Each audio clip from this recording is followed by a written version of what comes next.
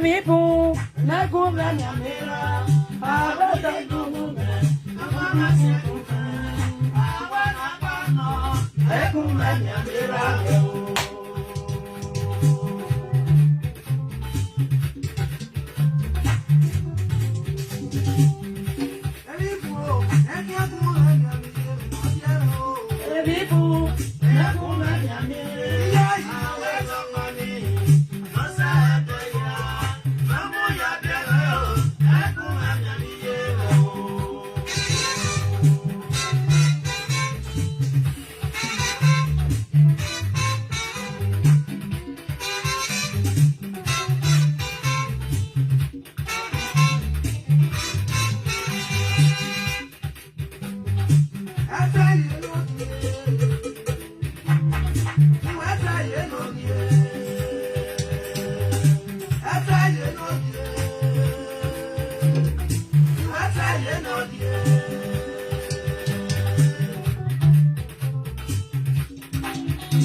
Suzu.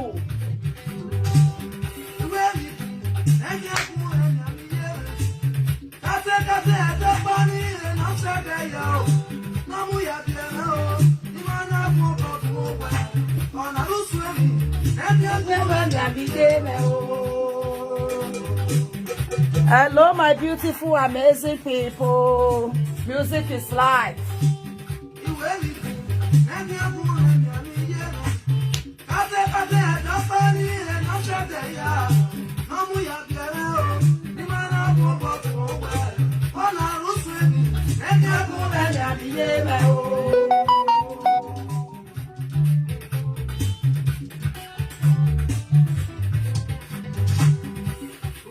Good afternoon, my darling.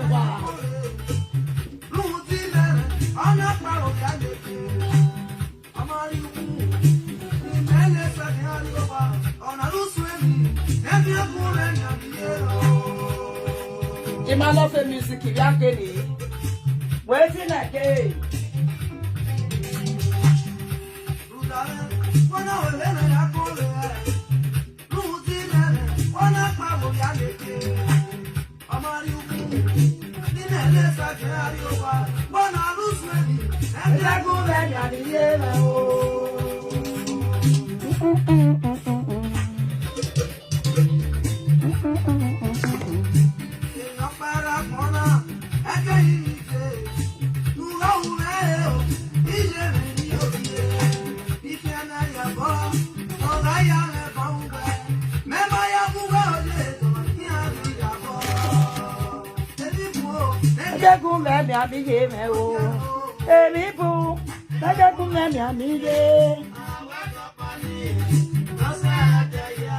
Good afternoon, my darling boss.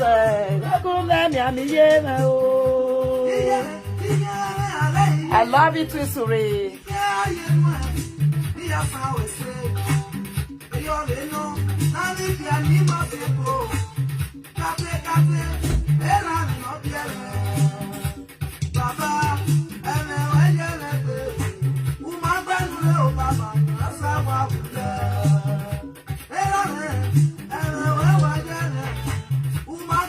Let's play music before we head to where we are going to. Music is live.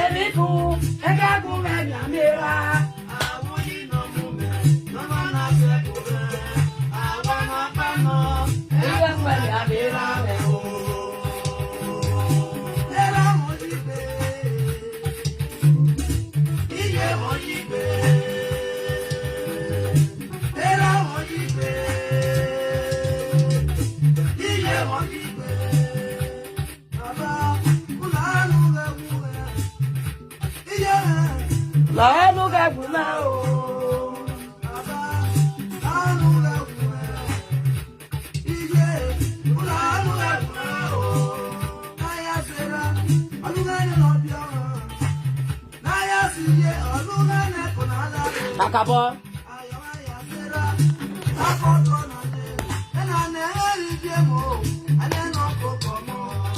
Happy weekend, my darling Mary. Good afternoon, everyone.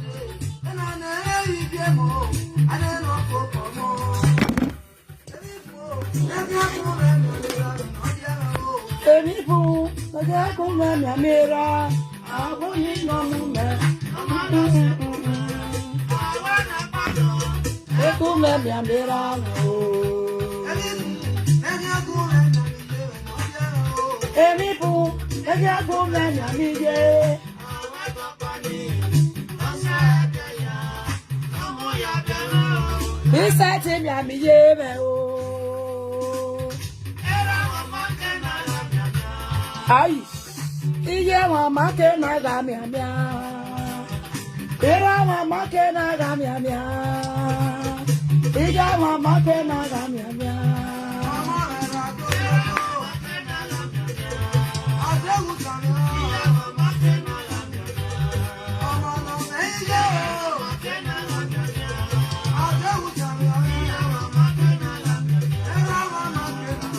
Iya mama ke na ga mi amia.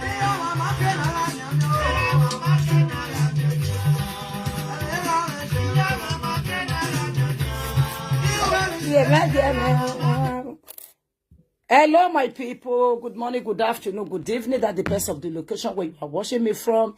It's your one and only Mommy Suzy Suzy, aka the original Mommy One International. I will not dare my people. A lovely weekend to you all. Zaki. Good afternoon, swearing. It's just going to be a short video, okay? Do I am over on a video now? A broken our war. Are you getting me, my people? Evo ye ya te ikpi nwana na we okeka ka bo dame we e mo ne ravije wa nyegbe wa bie. I remember with Mayano, mahia pari we bona, eri mavije mana wa hia mi. O mama gbonu hia ya gwalo na we toga so wo bo wa gbebo mi o koni woji e o koni woji. Ona we bi me ga ge mi wu, e we mi o bo kan. Eri mavije mana yari bude yana yari ni ma. But my sogi ro ono pa yo wari. U denera bijerie no manu na ye na meleta kagbaka ya o lian bono ya lian bo no pa o ya lalatia. Anyway, a problem ibero. Bono ikaka bo dame vo onyo e ma no wani eke pa no je gbe ya time no gi aria me bu wagbon. Onyo kaka bo pa modi. Wo ya me ya te emena ni tana my people. Wa go test social media, wa no na test social media, and especially those about space in Magina. O mana me nwe go mani eyi mi gi kagba esunari e hio iho nwe ge gbere gbe me nwa dede me doke yawu o mana like those about space na o mana fie o nwe ge gbere gbe gi fie o doke yawu beto ke kaka bo da me ne maso no ware we bo na be ni akpese ne be we bo o mana gi gbe 5 years 4 years 2 years when I gbe ne be we bo na even we experience if you we no bu go deni iya my experience beto ke kakabo dame ni moso emoja musono ni ma wa ni akepa iya ma bi eke ni ave riebo da we ke ni ave kede ya na fi yeke gbe o ke kakabo dame o devil no se no na dame na hena we beto ya keta ya gbo ni uge ogugwo bo kan ta o ga tije ai mueru yo egwa agwe na do to oge we anagwe na do foje mi ahia ba ma oge e to lowo unu na ni maya ya gwana o ma we na ejin ya gwan betu wa ya gwane umuti akemi no rijike oke ka bo dame ne emoso uta eri maviji mani viedo ogi koke mose eri mani neri maviji viedo viedo sesese aberi maviji ma. Good afternoon madali Jeffrey, good afternoon everyone. Era viji ma ogi koke mose avije do beredo ogi koko mose beto ke ka bo dame we mani viedo so maga toge eri pakeson okiye kede ma we bo ma we di ma we de ma so awe ma we bi ropa sunu ma so be we go to the yo ma jeji mama ke ebi no sunu wa hwe mama ke evo se ni na tavi social media na wote social media akedo mi presenter ni mi ala wa o mo bologo o dewo no hia na logo e be ni me ya hu wa eso e ru wa ya he gbuwa because o wa no hia mi mu eyi me wahi omo no hemi mu eyi me wahi Good afternoon. Good morning, my darling. Good morning, everyone. Good afternoon, wherever you are watching from. Oh, hemi wa mwime. Ewa zeno hemi na mwime. Mani vi agbona ho ha mwime. Ke na teme o ha mo maji. Ke no na ya degboto. Eva ni ari. Ugweru da gweru ekpeti otagwo nugwe de tararara. Oni die ma we mebi wa guta ene ebu dia. Ogugwo bu kan fe efe mi ame ewe mi ebo kan ta tebedebede. Ogwe bo de we patapata ye humi. Ami o ma no time lai. Ave mi ame no poti no da no fe mi ame o ba bo wo maniji. Ogwe patapata ye hu anugu no ma ba gbonu ugbeserere okin ara oge mi ame no bi je o giere. The reason I'm in that back benu wa so we bo never so ataya we wage ama take be mura ama ken take be mo ti we so because why ni bun e sojo biya yasi nebe ni yasi e bona amu gbuwa me magwa lo oga ku wa de no to te kun ma be no to di oja feru da me ma so na mo e bo gbene awe ko wa no ri Allah e bo ni kian ga lele ya kian yes oro be awe keke no di Allah e bona na mu gbe to kian ga lele ya kian uma that's not the many people ma beg gwa e so te social media na e we no say the mabugwa kian na se ti we ku gwa e so gbe wa o wazi meme gbe ko video no say mabugwa ke report wa e so wo ma ke report o ga lo aga popo ma gbe aje imi hadu wa e o ma na popo ma gbe we keru e live video gwe kian gun ara o kian comment la o kian contribute mi na we ma se o e kenu egwe emi na agajale eti e bojo na mi egwe mata gibo thank you ana ya ti e bojo na mi egwe mata gibo bo kian ga je e o ma ro paro no e superman wa go meto ka pa ma wa upo na no gbera na 2024 e mi na sunu again na ni tamu wa na ogu ne ni ame aso rest in peace ma ya agba kokonware o mo ko aga ati e nu da yon po mo ko pa ni ra bi je ga mi betera ima nu sinu ye family no kere bu pasia o ma no wa zobo era kin era na ya ogi ogun ane gbenera kere obo eyin akin ime to wa bare mi makula bu yan veke ni bi je me mi makin bi bo olia market e ma ya na kokonware mana do ba era na ga ogi ogun era na ya obo ma la bu yan veke ni mani ma bega ba kosu e ma so do ala ebo era ga na ebo no ye na the society na do ala bo we right even ti to debe na ye gwana de ra ye ra gbo ko si je me go fi jabe nupo ni je fi jama ese no je re mortuary ye na we we bona.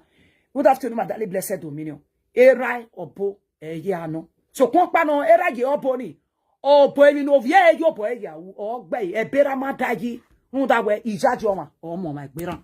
Are you getting me my people? Vogi sunu omana do muere no wana mo ma lai we bona e baba ona do tabwe de da doge se gbe free na boya ge hasa daga doge na pa so ko mo ko pa na o mari go no ma no.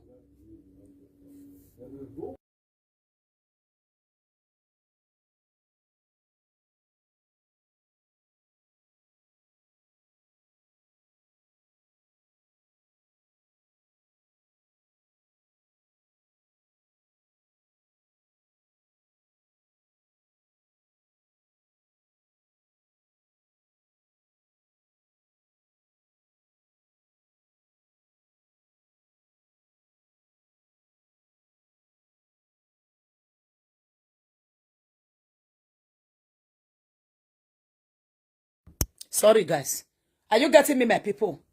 As I was saying, good afternoon my darling Cynthia, good afternoon everyone.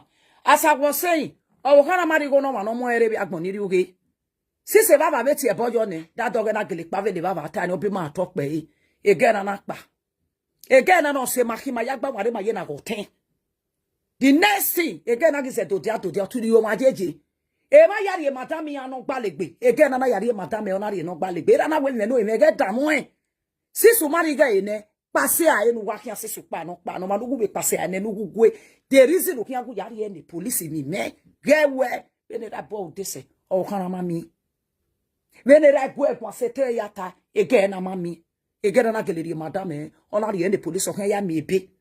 God was so kind e madam na ile from Italy e bejo na ni me na gwa na we madam e so kuma madam so kuma mo ho ni na we gbe on wa ni no.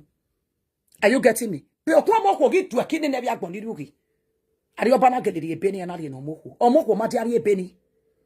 Omoko ke gwo na karwa we viva. Italian national. Ona kawarwa o. Oma we gbeja oni abeg ono the worst punishment. No gi se wo to tagbo na ya fe. Omoko na rwa we viva. Omoko gi rwa o. Ona ikomi. Omese DJ. Good afternoon, my love. Good afternoon, everyone. You guys are blessed and highly favored. Omoko na ito kun, omoko na ito wu. Ijo moko wagu. Oma esiru ege no hin. Omoko na de uto na wu. Ijo moko re motuari. Omoko na re motuari. Via oli jeve na ya tabi agboni riugi. Aze wo so masije omoko igbe. Era no bo. Ona fije ke gberu dara ka ma we bi mege we. Beto omoko na we. Wage mi negi yen nyati yen votu ni o ma jeje omoko gi we ne. At the end of the day, omoko na ro ojo waja okewu. Ebe omagi luei. Ewebo omagi jo. Agbon egiro eyimi oya diakeyeke. Those who have here led here. Ami o mane go agbogogo. Orun opero or when he forge me na we na me very good comedian. I me even opena when he forge. He met him mama me no every day yeti yasi ho. But does it call for no? If you opana yeti we that boy set it for my baby me no my baby yeti the ejo. Unta we no ma tie about to you okay. Oh, what book with the social media na. Ekinu wadobe 2020 no kwaye la ya social media. Nana miege te da doge mi ebu wegbe mi no wa mi wa maseti mi nu yata. O ma ye go wa ya wa we de gbe mu ege wa we de gbe sunwe. 2020 ni the same money kana wa ya fefe wa bana koke group wana toge du de money kana si me no to tagi me. E ya me wegbe no gwe me be de ne nana. E ya me wegbe no gwe me be de ne nana.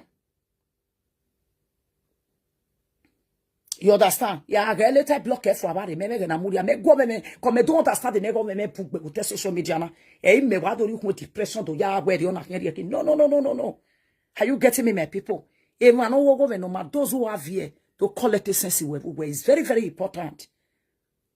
Every more the superstar ya see one or where no we say osanera ge we o Weno wo hohiana osanera gewe o edo wagianyi se na geri abo isage dibo yen de gemo osama bo yen ania wagianyi se na geri abo isage dibo yen de eme osama bo yen aga track bogyon agbaje yin mere do wai ekugwa eso gbe pepere live video na ibi ba ekugwa se ho pa wa no. O manu bagi ba o henia for example. O ma mo boya mo ebo manati o egbu wa towa. It's a pity. Ibi agbo ni ru gedo ni ro wa de ni ru se menu wa ya yagi ma ya ni social media. Wa ya fefe wa e ko alu e wa. U do we bonegi e ga gbe an no ho ado fi obonya e. O salopa na ege nugu mu nya ege lele ma la moto. Nugu mu nya ege ri ba bo ma. O salopa ege ni ma lele nugu mu nya hian bo de. Ege ma lele nugu mu nya wo se. Good afternoon, everyone. Well, I give you so no with social media. Ni wa kiapori. Eri kiawa bon. The funny part of it, agbon a log wa wegbe. Wa leru do salopa no ri wa hin de wa ma efo be ni wa je wa ye bi ato go je be jo. O da me no wa gbe. Wa na miege ma na shawo. E ma no wa bobo ju he ya ga be wepo na o ti ko ni wa shawo. Wona mo bo she every oni. Wona mo bo she every oni. Oko weri o makimona ara desu we mo kemwe ko me because me gwa baboma be ma be na baboma e ba na miegu kwa na shago na ba e ja shago kwa ma we kiapa oko no gi ugbera kiapa na we bona no gi wari e we bona do gbigbi agiane ase is a shagophobia. I don't know why. After you come to Europe to come and do in winne elebuke no ma be ma where they ranu be ti okoni wu ba shago without shame even mo ye without shame. Hello, I don't understand. Wona ji every oni here. Agwagwa la luwa so severi abi ku gwagwa gbe severi oni. Ipe so ga yele ti okwa sha wa gwa me teni ko e o hobi wa. Jo bi wa o he wa lare wa o he wa mo ko wa ajebe nekpia. Bete la social media na do sa pass person now. O we na mi oku. Ogwo ko ni wo gwa shabo. My sister. Abe teni kan ti okwa shawo be social media. E to ware we bodo gbegbe agia. Then why ya rote social media na ya fefe de nera vije mula we bubu wai. Denera vije mula webo bugu kwa no maria webo do bashawo. Why so a different country ya fe the hotel European ya fe de bote shege uwa ya bashawo lele. At the end of the day, why you be latin, why you be tiokonu uwa shawo. Ofonegbo why you be siwa. That is the most funny part. Uwe at the shame una shame. At the shame una shame. At the shame una shame. On what to me? Oh, who what to me? Because mega beg a background why is so very, very dirty. But I see my not saying when I'm wa. The one I like live video, what wanna chow, what we not my chow, what we not my chow, what we not my chow. And if you say fake go warowa, you get away, no gele hama or gele here. If we move what you will chow. If we move wa. Because if they don't move move again. Nobody is a saint. Why what wawa kuoge wawa kuen. Benu wa he to man say oh nene money kanya no wa he guwa. Ye don't break any be social mo wa mo ne no he latia. Wa mo latia. Sis wa we ne no he guwa wa mana mo latia o jane guwa e no. O ja. Wa mana mo ne no he latia agbaba jo hon wi. E ta maka guwa to oge o. O se na gbona lo guwa e so serio. Wa mo ne no he wa mo latia. Be wamana gi mwene nuhe latia. Ana miege ne nuhe na guwa. Wana ye kipe o jane guwa eno. O ja. That is the shape from the highest level. Who da wani mema like. E life it yon ba mo ogi. Awo ki ame gade no mu nya ki ame ko ki ame ba ila moto. Igo ki ame ya bi obi ami mi ni mana te we de ni ila ta is 2006. At the end of the day, o manako accuse myself no where women no accuse me with Mavinye, Igi Mavion Bajo. Aren't you agree the opportunity sissing or you may not have your latin? And you play with life video now.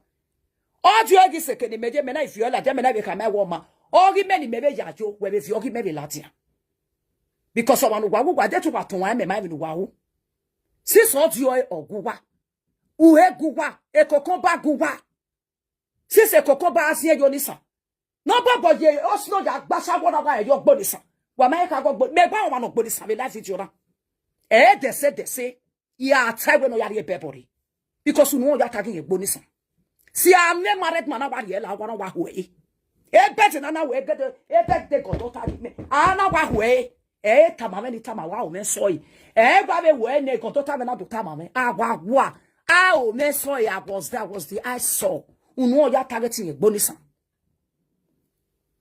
Aba go manu gwa mamwe o manu gwa mamwe what you be ime tabi ya itogi be gbe yon ori bebori ita you na wo gbonisa o pa no mo ku o we no yare bebo give ige be start jo we no yare because o we e ti bebori o damo e so ko ma wa ku keka o ku keka o damo no yare ro ti o ge de me akpa be ya ti o me be o ru de ya ho ni e ti ho gi me wa gbere ibu go ogu wa bugbi e kia va na gbe ba wa gi asena e o wa ya ko ma ni apopo wo kan fi to no bie ma wa ze kwa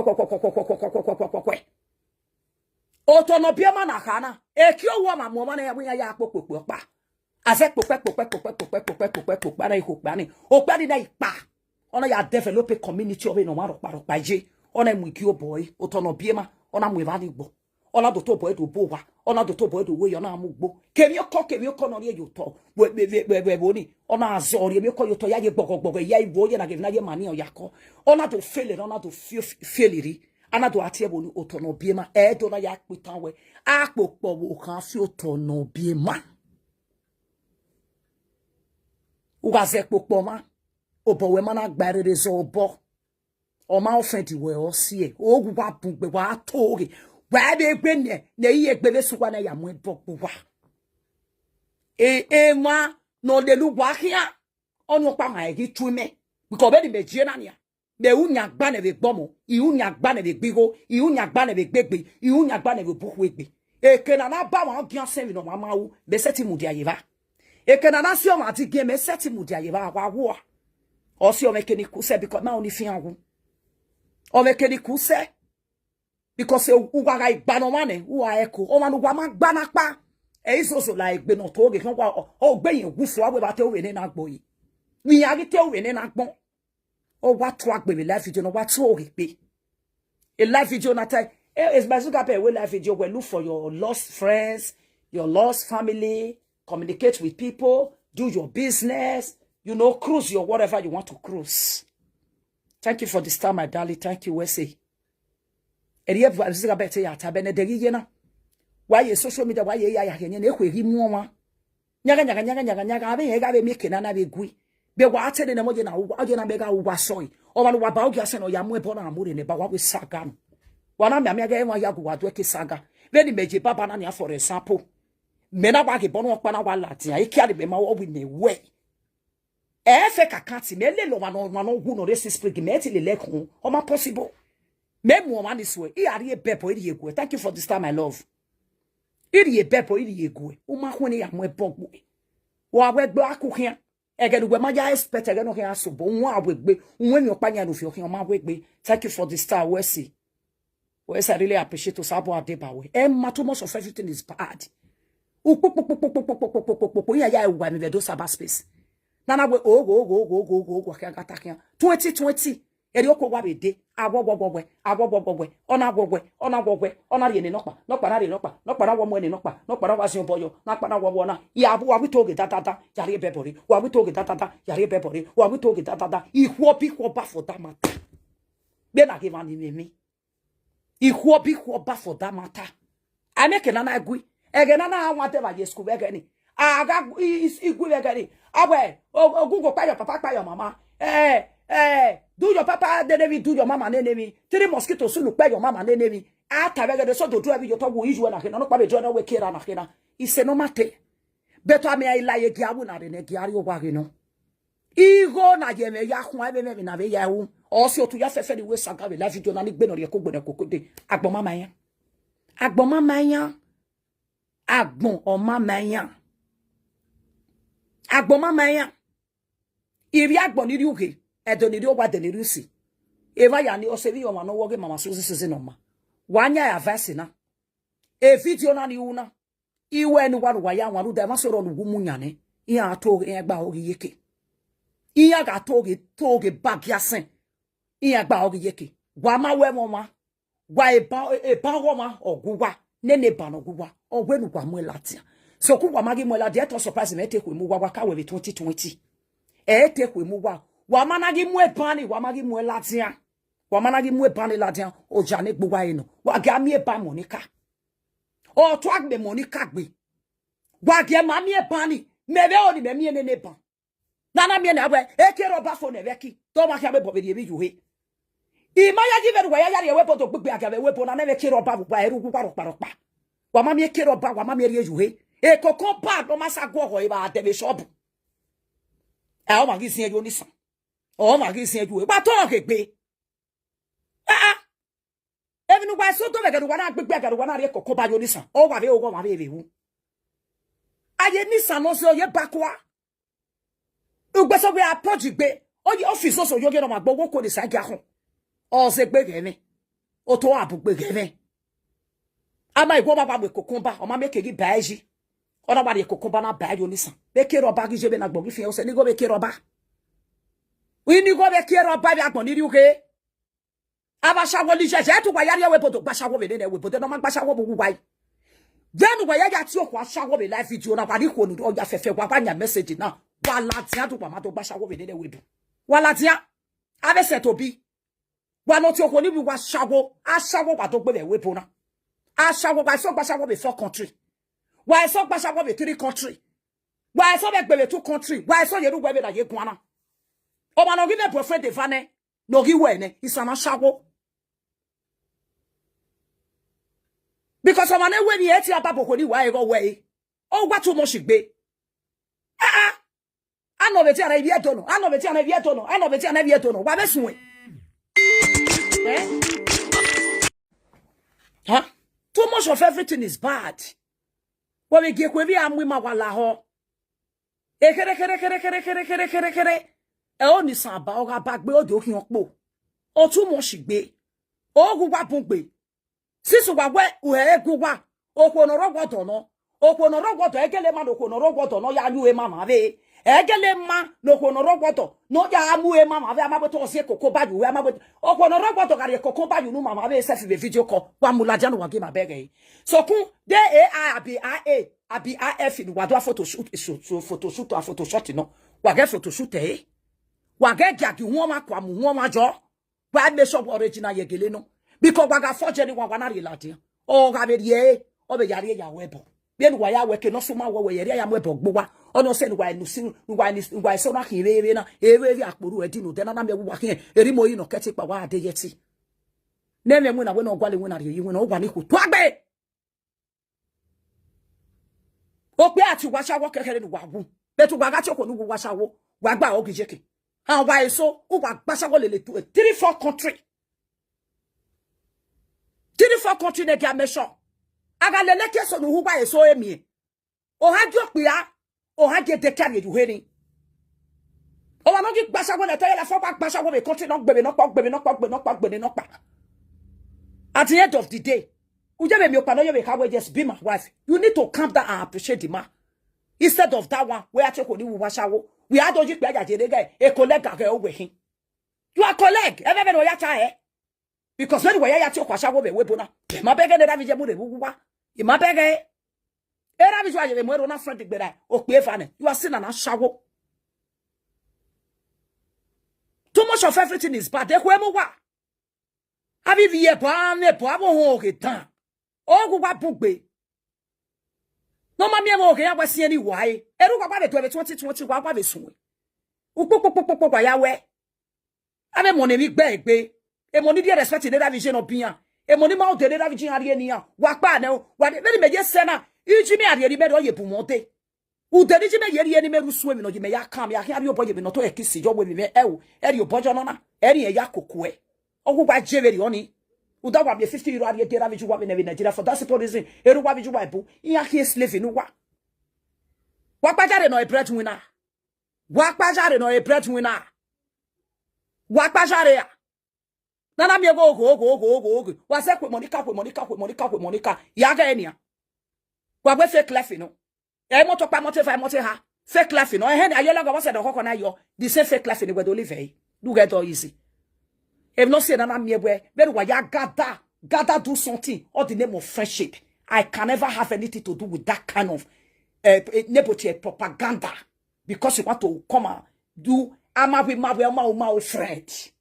Why you take come down? But at the end of the day, I very okay vanuwa.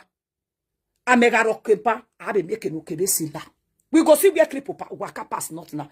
I be back because they me didn't know you why. Eki afi werieko. Eki afi werie oge mi no roma sagino. Eki afi werie ko ibi agmo. Age kenu wa to ese wa ko aru we. No pa na aba no pa no debo ya so wa yo pa wa ya ti. Okun gbera gbe yo afi oboyo igbamoran imojili iyasen gbo iyo na gbo iye no pa gbo we megbo wa be egu imegu wa ya muri so kun wa efi won ma be ejo wa ga fin ogo mejo me ye church iwa petrolize we kebi yege iya iriye isede ari we na ya perire aga iperire iga la we pokpa nyai kevenu wa ya so ma we ke onoro ke na we soi ko bono gai ke no serve yo yi ya mo pogbo wa yo ni ogbeleze wa ya kin ko se bo udu ona gbon metin e bo ya go wa ebo aya go wa egbe oma iku ebo ne gege ogbe trader iya wedgbe no ho agbe ya ne ge ya fefe e ya do ha ba no se na na miegwe wa eso gbibie ka wa ya ho mi ame no wegbe e gbibie ka gbobo kan wa so ya ho mi ame no wegbe ba be dan wa ri oboji wa wu he monica oguwa oja we monica wa ge ari ba so ku wa mana mu he monica ge latia wana we gbedo we video we gbedo ya ata o comment ya to agbene mi agbene o egweme o enu mana mu ladia. It's a shame and disgrace to your entire generation because wa man like e wa hate o man hate abem na ya ye egboto abari egboto okoni wa igebe na ya yoka wa igba godoku ohun na bi sis we guwa oja wa re nenu he wa re ladia ba o ni ma beg me oni me bege ne nu he monika o ne no ni sanoga asie koko badi okwo no rogoto no se koko badi me wa oni me mi o ni me mi na le me oni me mi o no ba ka ba talo well elele ono na no pare ma no pa we kiabe no pa we kiabe okwo ni wu gwa keke alele gwa u ogugba nu gba do ule ewo ovie no fi gboko mo na ne ba kwe to pe ogugba nu gba to le ewo o wa too much gbe wa bi agbere yin wu gbe abe mi o pa nu wa be mu lati na be mi egwe ebi na mu e lati ane wa ga tie nu wa do kokodo wa ga the fake this thing why we saka why ga that here we no marry man wa ga do kokodo we e ma me presenter the not presenter there we are o come Mr. Presenter oteme ebi bere man ga do kokodo we abe mi ebo a business na e mo ma be la we po €10 is money when in a presenter ni why etie we no do kokodo we business o ga gi sege so bi gbe no do tie we nu to le ni agbe na we gele megbe ya le lo ma ni gbe na o ye wo ma ni gbo I'm telling you because when the mejena me ru pa no to tie me ba teso wa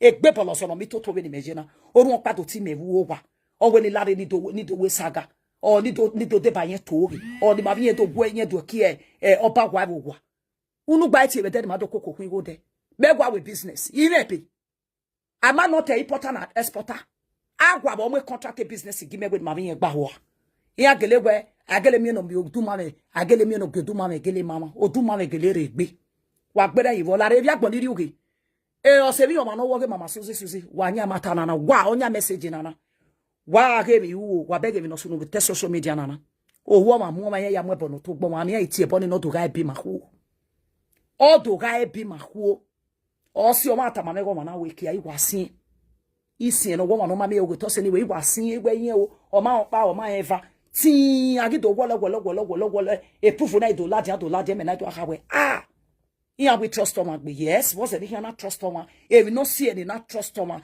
na hina. Call Jega, your mom, maybe I have a year by now. Here we boss not trust Toma. Yes, if we need you, you can go my way. Was say you want my money, ya hate Toma. I don't do that. But in a year, woman, or woman, I'm woman, bona be give you pounds of a cool. I don't have a choice that to run away from you. Because at then once where woman and you are still coming to do it to me one day. That just it. Ameg book parfait, egi paga go. Ipa my oga siek bof your my tobe. I mean, me gag mo yako, me talk pa. Ujere o, ozoge no kame. Oh, what too much be live video na wa gbere hin. Ekwe give mu omo abi so be gba ekwe mu wa ekwe give mu me I don't the shame ana mi ege gbe dete me to ya arugbe bo na na chogun ogbere agbeju I don't the shame e no se ni na gugwa kon gbe so yin ego bonu tan ya mu wa odu aso mi wa azin wa kin ku wa gbegbe e nu wa ya se o ma koto e wa o wa zi o be e ma o ma ga offend we de to kun abodi adamani ona rie no rie ne be gbe yo ni I pese sagara o tie boda gbe ya no tie na gbe gbe ogun mo sese te loro egbe mo gia kanu gia na gbe gbe o ga ti agbeda gbe yo na tie ne da biju e tie na gbe gbe obi na cafe foma be se bi nu we ga we ma se we ne gwe ye be na mo gwe e ba ma gia san aru debo no ma ga ti e baba ga sama no ye bebo ke o ma we na to ya se Tøtò we mo ma beni megiche me me ya ye bebo ke anybody the social media na e bo me ya lagbo wa e bo u ga ba mo ga sen igbo wa mo wa wari o me la je ba wa na wari e kia wa ko me wori I me be sie ye I wari eri are Nigeria na gu me pe de bi we ne kian vio eji o ya gu me pe no ga 14 I wa ga le different e bo no gi ja o ja hon de o e hon ke no su ma jo ke ya mu epo gbuwa I ja mu epo iri gbuwa o se wa so aru webu hu obo ko wa ke ru depo ni amu gbuwa ba ma ge so ya mu gbuwa bo te gbo o se no wa na aru webu o lebu lenu wa o wa too much gbe sis we de ayo ni gi le mana gi kana ibi agbon ni ri oge wa ge manu wa lele wo se o e ma so to oge pe abede ya to oge ne re amu epo gbiyan wala agwo wa ge manu wa guzo se Because a man sorrow ni aga mwe bogbe. Inya we ko wa no lie ke no lele hin ke ye tete hin aga deji. O wa no ge la gugwe ni o de yeti. Or maybe for example wa we police my law de no ya la wa we police re. O zage di wo gya we do me problem. Eti marine or ne bi agbon ri ugi. That is the reason you need to be at alert. Oga te yemegwe so we maybe edesoro why got me because one it time wa bederio. I tell you say I want start school again. Baby me give me man on social media me anybody exist. You understand? Better wa ba mo ogi. Odi ma wi mi wa no kan tamame. Ya gegere de we ya nego o me wuki. Ise wa no ya kpolo woru da ya wuzozo. Uzu o mari ya ise wa no ya kpisa. No ya wo ise so sun we be de ne woro wa. Better na mi egbe na mu pa ge mu we de ge ya ye me 2% je ye be dagbo we ya fefe ni ya mo ebogbe ne boy 2% no ke ya ye be dagbo we ya mo ebogbo. That's just the way it is. In case if you want to go back in any journey, be irie people ki o ma ro pa me pologbe be gbisoso ni ine because unwe now. Are you getting me? O ma no gi we mi na no ga gele ai me tata or refuto na ra ona ga ime or refitio na no. O je ni be ya tie boy ogu be uni ma ba o you are someone from. I've never met him before.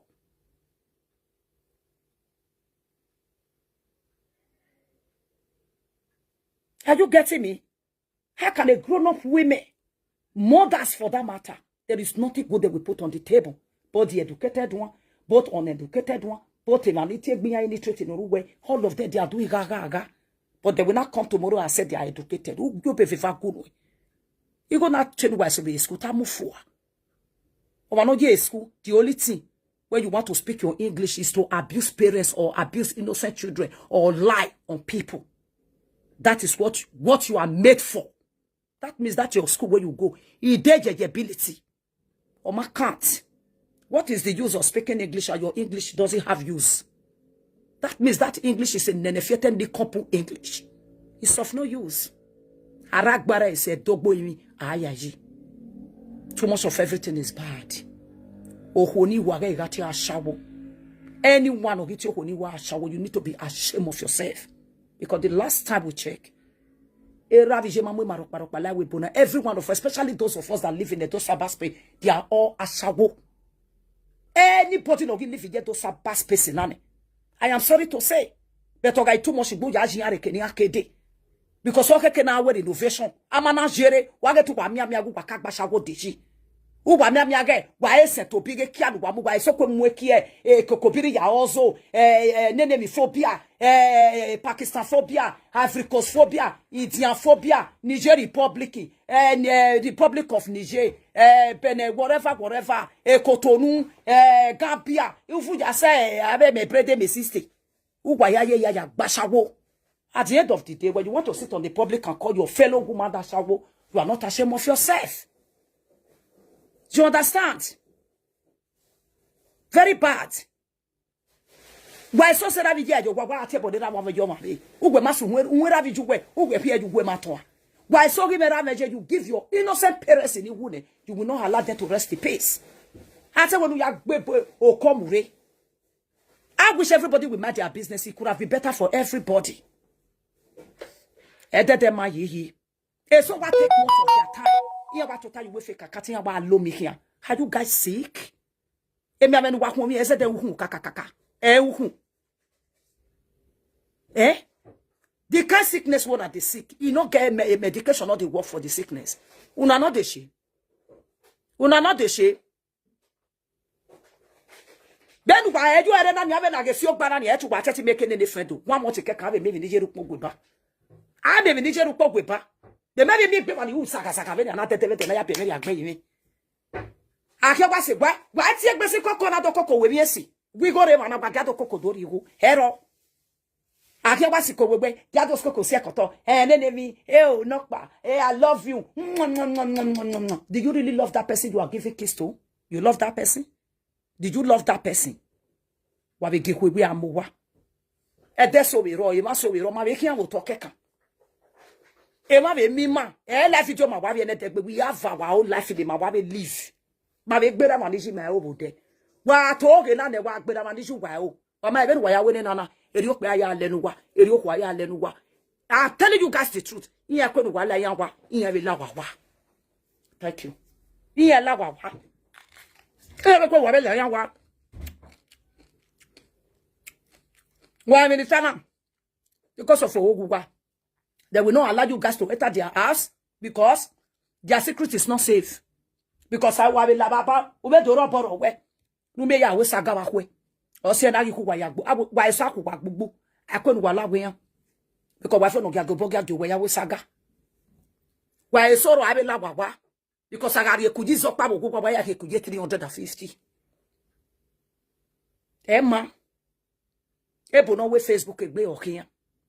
Ebo ye Facebook usi partition yo na egbe. Are you getting me, my people? So, eri ami ebi agboniri oge. Ike fie video nani. E Monica odo break it table ne. Ogwe Monica kwebe break it table. Oda fun ewe. Yori obo kinye Yoruba. Ye maka go obo kinye ge for one day. Ogwe be no gise na wo obo kinye. Ogwe si so gu wa we wa mo la dia. No nya ko to send the message na gu obo kinye no ya fi obo ejo ha. Ogwe wa mo la dia na eme na divorce e. Sisi eno nya e ni we guru owa wa gu uhiye ogu wa odo oja spiritual oja gu wa bari la deri okaye mutai Mr. Abrus otai owen wa gimu no we ereru wa meve no je we to wa this correct English oja zo okere do kere bai English oba be clear ama gu wa kan agi me ne de do be so ni aga wa ma understand go je no magbase ogu ba ma na gbotale lu wa owi na no kweke no wa fe we ya oda wa ma we ya da mu no wa ogu koko che ka gbe ni oge dede no se ogo wa nya bo kinye ni ogu ye no nya ko ye maka wo kinye fi ogo wa sisi wa ki wa iki ya gbe ni na na ogu wa mo ne nu ho bo kinye keke bo ni san wa we o ba ko kumpaji ogu wa mo ladia won ege de mo bo clear won ege no na we ba wo ka ga agun eme ne to gbe do wo mo no na say speaker on behalf of the family uhe Monica no gu wa mo ladia ma ne ni wo ge no ma be de do ge ma o ni ma mi o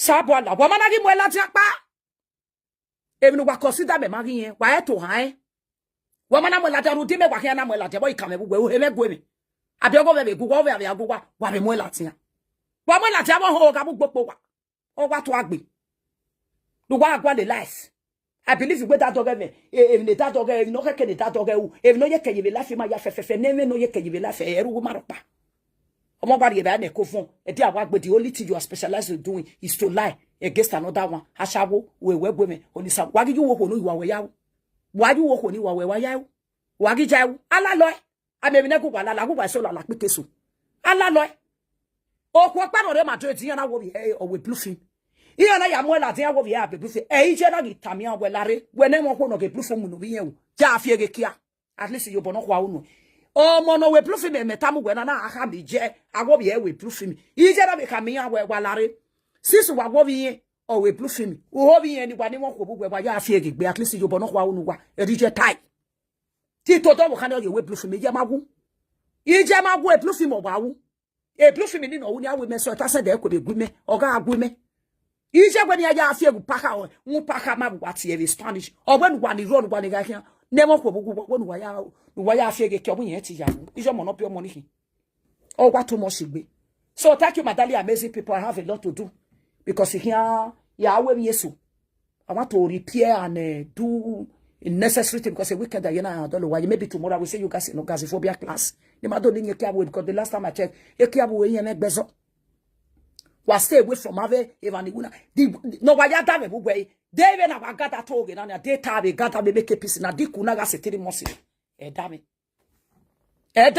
e seru da e kono gbegbe na ya toge ni at the end of the day he have to change David to ya bag me on gas on your see obege that is what I hate on your say you mo bo na do kokodo ba ma gas cause he ga de ba we kokodo ba ma gas David dey no want to ba me on your say kina na ba ma gas I me bo me wo. Are you getting me, my people? Stay blessed.